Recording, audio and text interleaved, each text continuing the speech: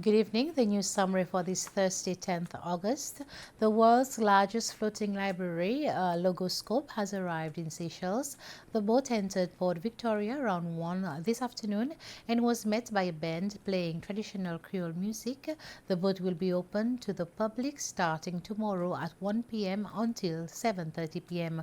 Visitors are advised to come prepared with cash as they cannot accept debit cards as a payment method on board the ship.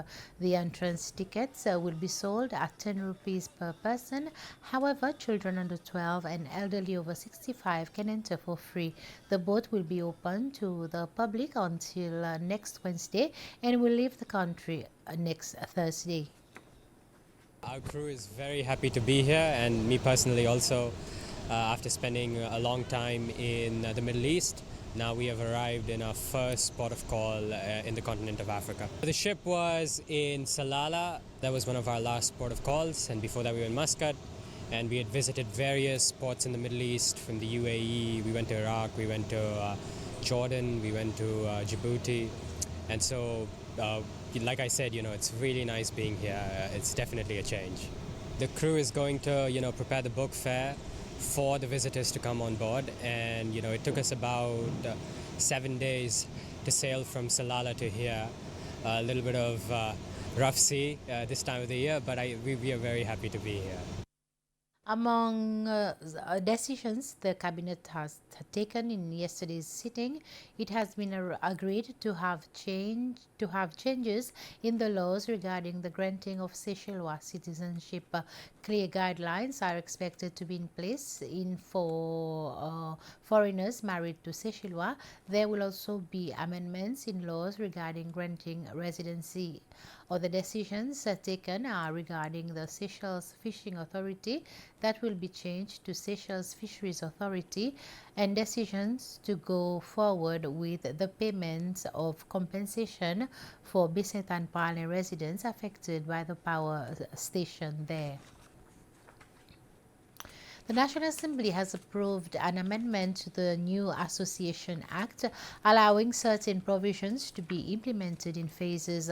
When presenting the bill in the National Assembly yesterday, the minister responsible for finance, Nadi Hassan, said two issues have come up since the act was approved last year, but the commencement date has not yet been set. Firstly, several non-profitable organizations are having difficulty implementing some of the provisions of the law.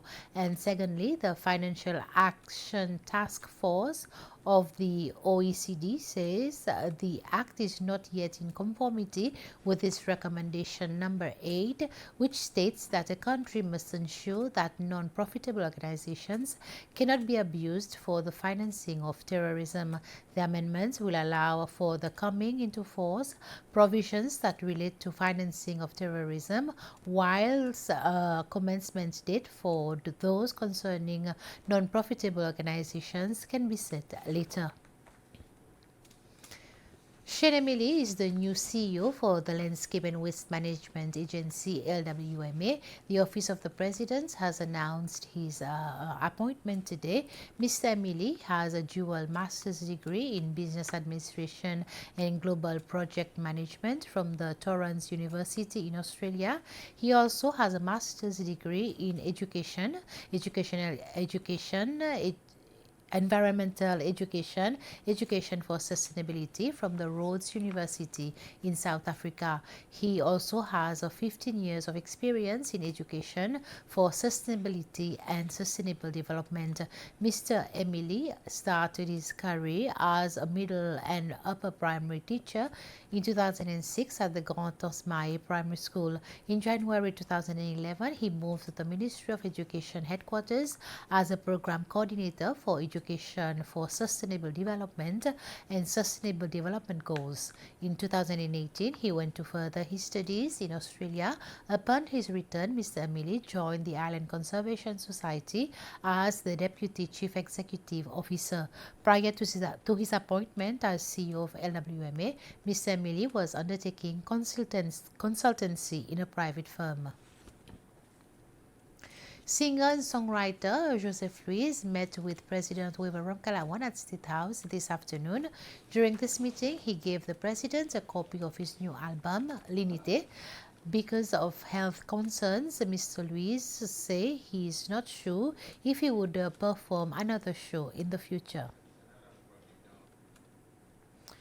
The 10th edition of the Biennial de Danse Seychelles is to take place from the 21st of this month to the 2nd of September. The Festival of Contemporary Dance is held every 2 years. Contemporary dancers and choreographers from some other countries will join with the Seychellois counterparts to share their work on stage and take part in a 2-week intensive dance workshop. The Biennale is being organized by the School of Dance, which falls under the National Arts and Craft Council. Each group will consist in the forthcoming event will consist of 6 dancers, including a choreographer. The aim of the 10th Biennale du Danse is to promote the dance, sharing dance techniques and cultural exchanges amongst the participants. The Biennale in general is based on the theme water, and all the countries now that have confirmed. So we have Mauritius, Russia, Congo, and Wodouig. So they are coming and they are working with a group from Seychelles as well. So there's five countries participating in the workshop. They will all interpret the theme water in a dance piece of 10 minutes. So each country will showcase that dance piece in 10 minutes on the 2nd of September. And then the main choreographer, who is Refile Mokoje, she's from South Africa. She's working with all the dancers to present one piece of 15 minutes on the same theme, water. So the public will have a chance to see the difference in interpretation of the same theme from those countries, and then how the South African choreographer interprets the theme in her own way, trying to put the emphasis on Seychelles, water, and all the participants. That's the end of this news summary. Join me at 8 for the News Bulletin in Creole. Until then, have a pleasant evening.